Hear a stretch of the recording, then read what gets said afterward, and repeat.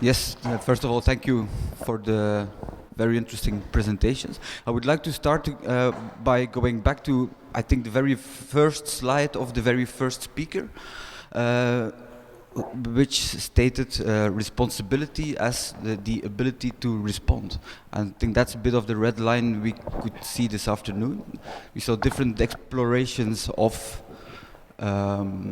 people, artists, trying to respond to our almost intelligent, almost autonomous technology.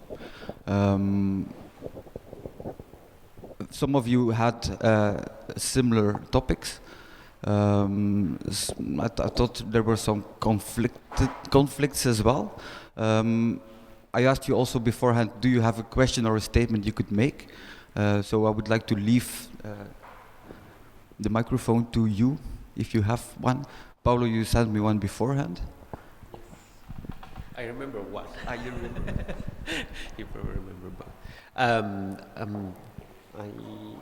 I think one was if there is a difference between morality and ethics, and if like morality is like more a cultural thing, while ethics like more like has to do with human rights.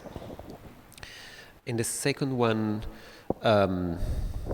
it was probably about innovation, but kind of social innovation, and so responsibility in social innovation. If there is a difference between innovation in art, innovation in technology, and in social innovations, and if it's social innovation is actually better. I think there will be some comments on that. Oh, okay. So. Oh yeah, she probably knows. I already have the answer.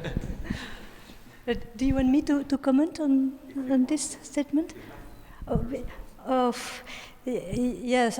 Well, I don't like too much morality for my part, but well, the usual difference which is made in literature between morality and ethics is morality is impose the respect or following rules which are pre-established. It's the moral code. In fact, sometimes the moral code is translated into laws. Sometimes it's not, but it's still quite compulsory to follow moral rules. Whereas ethics is closer to critique. In fact, ethics imposes to the individual to always question the codes to which he is to obey, and to reappropriate the codes, sometimes to repeat it. For example, well, as I'm a lawyer, I'm a bit distorted, of course, towards, well, I have an interest for the work of judges. The ethics of the judge, what is it? It's not to apply the rule, to apply the law, because an automate could do as well, you know. You can have a machine applying the law, just reading, applying. It's not that. It's judging is something else. It's, of course, there is an element of calculation, which is the law, but the case which the judge has to deal with is incalculable. There's always a part of uncertainty. It's the calculable, it's to calculate within the incalculable. And doing that, the judge can either repeat the law applies to that case, but in that case, he also endorses personally that law.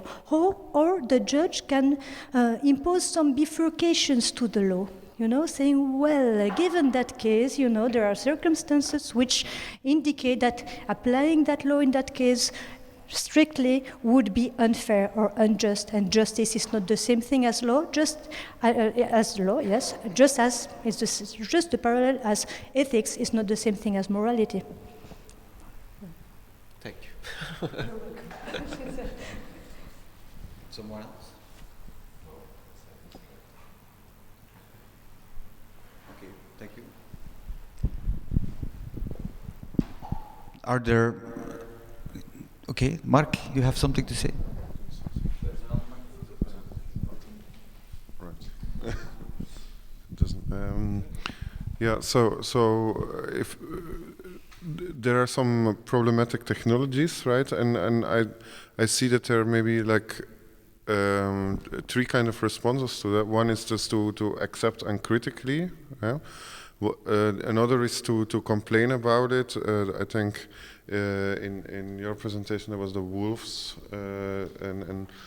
but today I've seen more like this kind of interventionist approaches where you don't just say like I do it or I don't do it or it's bad or something, but where you intervene in some way to make people think and show that it's more complex, or that you intervene in an activist way to change things.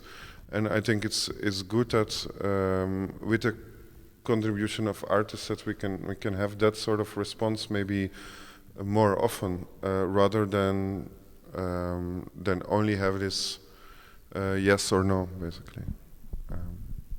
That's my comment on the basis of what I heard.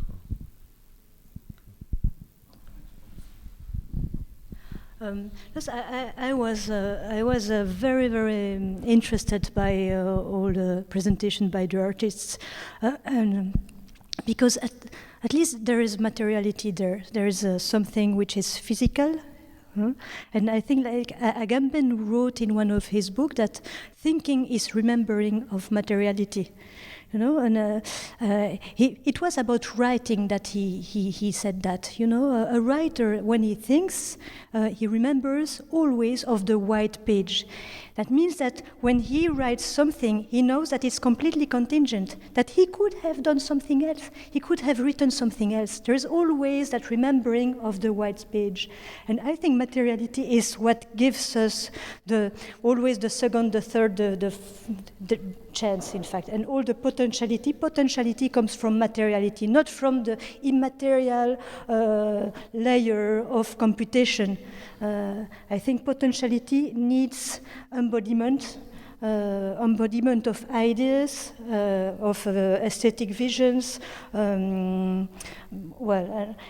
struck me. That all the presentation. Well, I felt a bit exotic with my abstract speech about data which are immaterial, and I felt a lot of hope when I saw materializations of a beautiful materialization of ideas.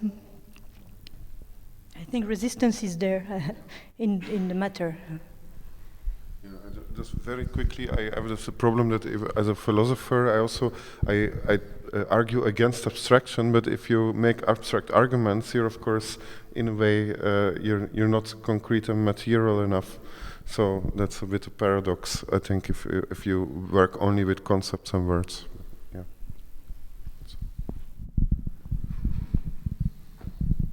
More questions from the audience?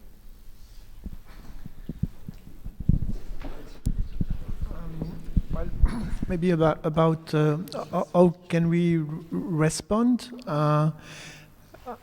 It's funny because I see that responsibility and respond is this the same root in language? Respond, responsibility.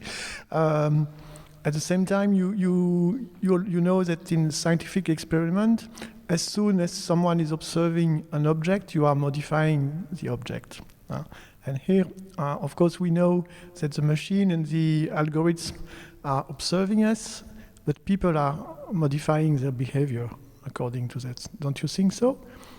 Of course, there are people, some people who act and do things like artists or activists and so on, but don't you think so that a lot of, the majority of people know that they are observed and in a way change their behavior according to that?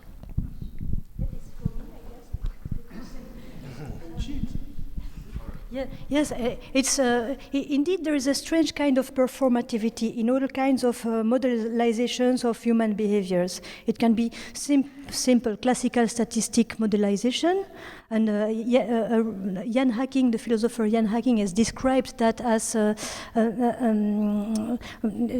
as kind of performativity. It's a dynamic nominalism. That's what he called dynamic nominalism. It means each time you classify people in order to help them, to punish them, to whatever you want to do with them, your classification has effect on their behaviors, which in turn has effect on the classification. So it's not specific to algorithmic governmentality. It's each time you classify people, there is a kind of either anticipatory conformity or anticipatory disobedience. But in any case, it doesn't leave the situation as it is. So. But it's the same for all human sciences, I think. And Foucault has criticized that a lot. Each time you say something about human beings change according to what you say, in a way. But here with algorithmic governmentality and especially machine learning and increasingly autonomous analysis, computer, it's an additional layer of performativity. It's a really, in French I say performativité à rebours, meaning, it's quite abstract, I'm sorry, it's not material at all, meaning that each time there is an error in the profiling or the modelization, that error is reintegrated into the statistical basis in order to change the parameters of the modelization system. So, in fact, algorithms are not systems of description of reality, they are systems of intervention into the reality. And of course, as it affects people on the mode of alerts most of the time. And alerts or stimuli generate reflex responses rather than reflexivity. For example, when you have your attention attracted by publicity on your screen popping up, there is nothing less voluntary than having one's attention attracted. It's like when you see a bird crossing this room, for example. It's not probable, but it's possible. You will look at it. You don't decide to look at it or not. And so it's almost on an haptic mode that you transform your behaviors, indeed, whether you know it or not. But at the same time, we can say, because we don't know how we are categorized by algorithms, then we will not develop conformism or anticipative conformity to norms we don't know. But we will conform in a way we don't control and we don't wish. And indeed, I agree with you, in fact.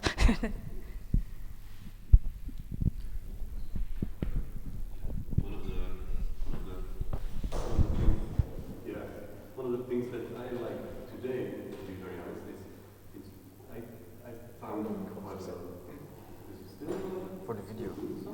Yeah. Anyway, what I like today was in quite a lot of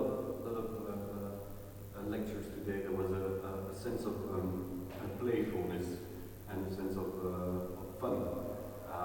We take the big data and let's consider them as we're going to play around with, or the horrors on the net, or let's take the economy and just play around with it. And this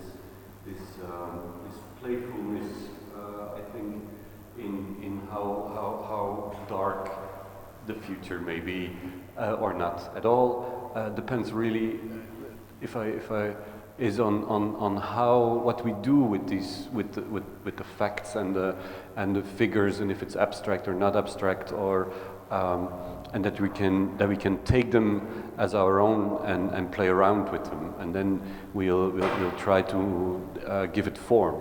And this act by itself, even if it's just theory, we take words and make them our own and spit them out in a different way again. And I think the whole human thing, or the whole hope is just this playfulness of things we can take and they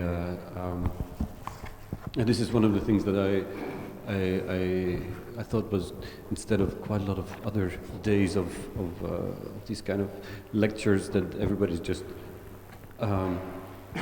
yeah, this was for me the red thread of the day, a bit the fun we can have by just stealing knowledge and looking at it, opening the box, and hey, maybe I can misuse all the data and have my go with it. And do artists have a certain responsibility? Are there limits to this kind of playfulness? Yeah, no. No. Yes. That's the whole thing. We cannot allow ourselves to limit on the playfulness of it. If we do that, then it just gets completely. I think somehow we can. I think you can shoot somebody, but that's not very interesting either. No, I think the moment we don't do that, we are absolutely lost, for me. Because and herefore I refer to Paolo, his presentation when he was talking about his own work as immoral a bit, and it was the anti-social sculpture where you deliberately expose identities of people, so like victims almost of your artwork. Yeah, but I do think there is a difference between the morality and ethics. So, for instance, most of that information wasn't really exposed, so it wasn't on Google, for instance, or if it was on Google, it was already on Google, so it was already compromised. So I don't think artists should kill people, you know what I mean? So, and that would be an ethical issue. So that's why I would say, yes, artists should be responsible, but not moralistic, I think. Yeah. Because moral is a cultural issue, and artists should improve culture by going against conventions, I feel. Okay.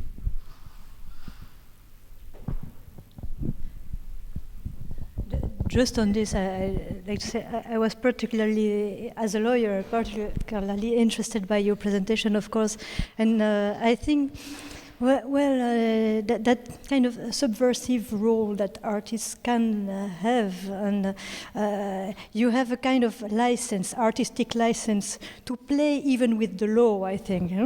That's something that some lawyers try to do. For example, Etienne Vergès, who was the advocate of terror and lost causes. For me, he was the best lawyer ever, because what he did was exposing the law, exposing the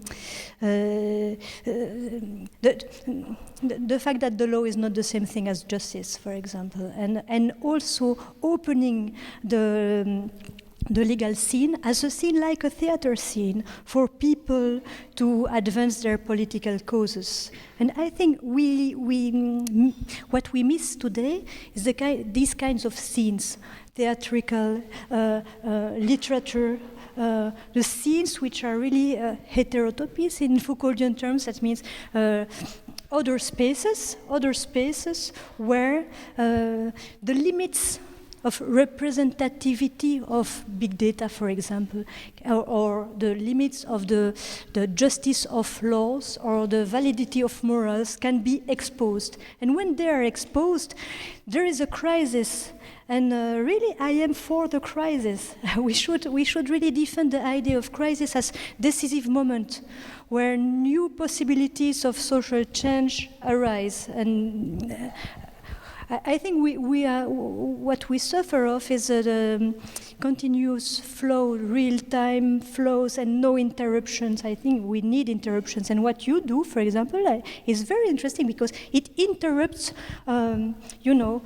daily normal life. You expose yourself on Google, but you don't expect indeed to be enrolled in your project. And I think these kinds of interruptions and these kinds of scenes are really, really crucial.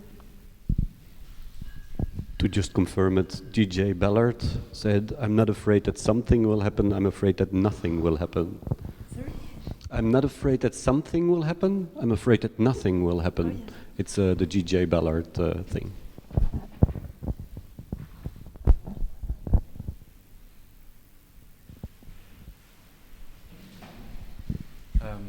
Kevin, I think you were preparing something. No, What? you were preparing something to say. No, not really. But I think it was already said. Maybe something. Just maybe to reduce the role of artist as a kind of glorious and untouchable monument. I think it's also interesting to ask the question, especially in the artists who work with technology, whether they are part of the critique or whether they are also kind of propagandists for a kind of larger system. So I don't know, it's also like when we have this kind of what is the role of artists today? And it was a question which was discussed in this festival called Disnovation, which was about like a critique of innovation, and where the question goes even more deeper, like okay, even if you're part of the critique, maybe this critique at the end will give more strength to the system itself, or I don't know, just it's totally unprepared, so I'm just quoting this. Yeah, what you say about this innovation, the festival, I think it's. There were quite some different perspectives, but similar questions on the notion of innovation. And that was a hidden question, which was quite a continuous thing here in this afternoon. What exactly is innovation? And you had like a very explicit critique on that. Yeah, actually, it's this innovation is more like a way to not use innovation anymore as it's this idea you have to reformulate the terms, and, because like innovation is like too big. It's too big, so we cannot really manage all the output or the outcome of it. So I don't know. If you want to critique, you have to reformulate the question. So this innovation is just this, and it was like made by an artist called Gregory Chatonsky, and then let's say used by this festival, Nicolas Maigret and Bertrand Grimaud. So I don't know, it's just like a kind of alternative path somehow. Just quickly to comment on what you said before, that the role of the artist is not just glorious. I think one danger that could be there, I mean, I totally agree about the point about playfulness, but one danger that could be is that the role is merely carnivalesque, by which I mean that that art provides a space for society to do some crazy things, but then things are back to normal. So that if art doesn't manage to really disrupt, but if it's just a kind of, in a way, a way to maintain the system and so on, then it's probably not doing its role, or then we can't expect what we maybe expect from art. Yes, a second issue is innovation. What is innovation? Innovation is, in any case, for me, is sort of connected to the more economic sphere, and that's another danger, maybe, that art, but also philosophy, academia, that it gets sucked up by only economic thinking, also thinking in terms of outputs that can be measured, that can be sold. And so I think that's another danger that's there. If we're thinking about the role of art and so on, then that needs to be discussed, I think.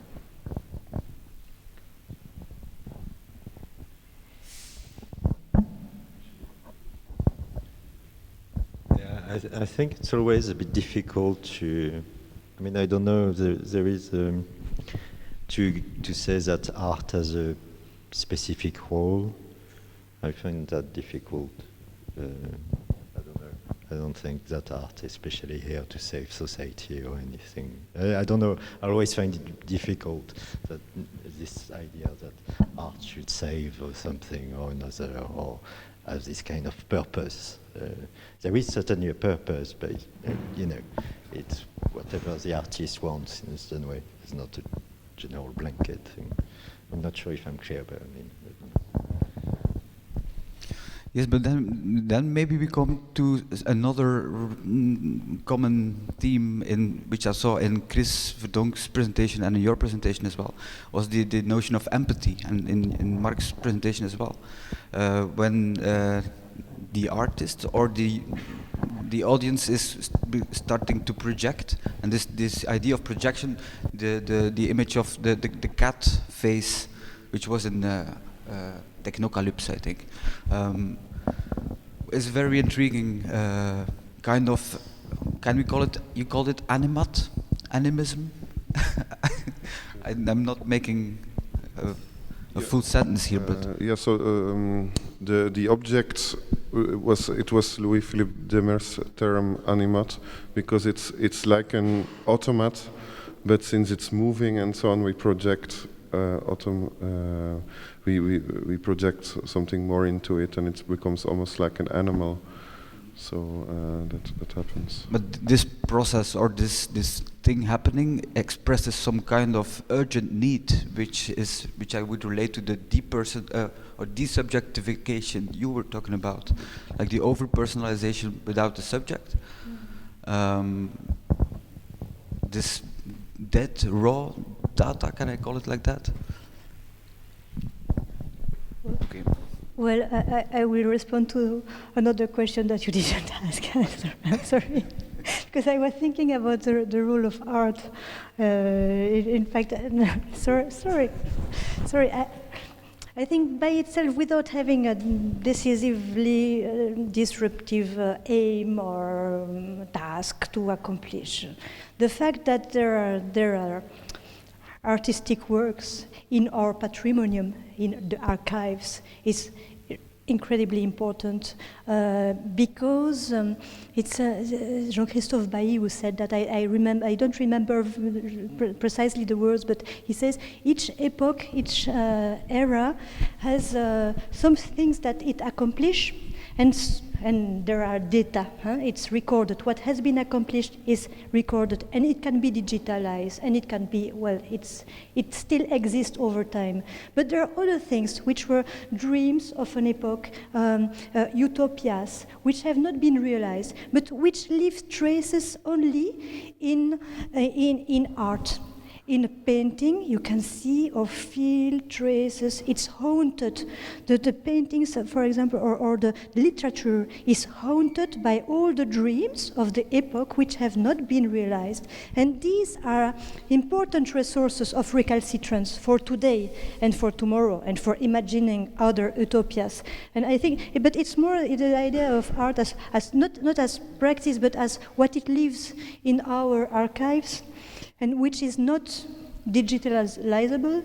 It allows us to have an outside from this totalizing digital world, and I think this is crucially important. The important is like Derrida said, l'avenir est aux fantômes.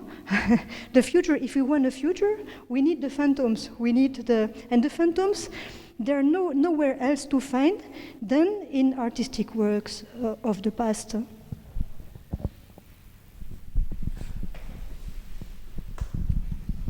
I like this idea of utopia, and also this idea that we can have pleasure and fun in this world, in this complex world, playing with the system, misusing it, cheating it, and maybe inventing new things. So this idea of utopia, or at least positive vision, not in the sense of techno-positivism, but in the sense that, okay, with all these information ecology system, we could do something fun and nice, and have the utopia of it. It's really needed because it's so black. When we see how it's going, how can we still imagine something positive around it? But there is a beginning, yeah?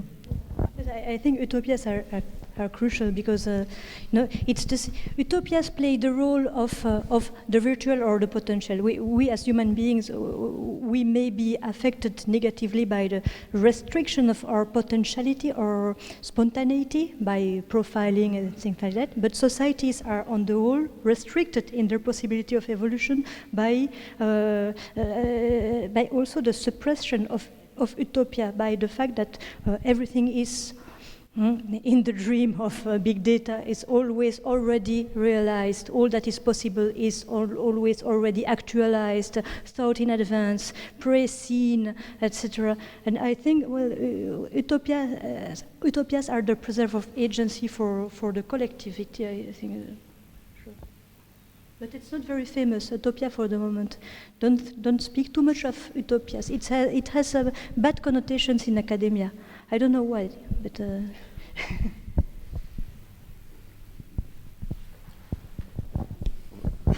What I like about the artwork we've seen though today is that it's not, I mean, of course I agree with you, this dreaming and utopia is also important, but what I like about this kind of artwork is that often it's material, it's tinkering with this materiality, and I think if we don't do that, we only dream and imagine.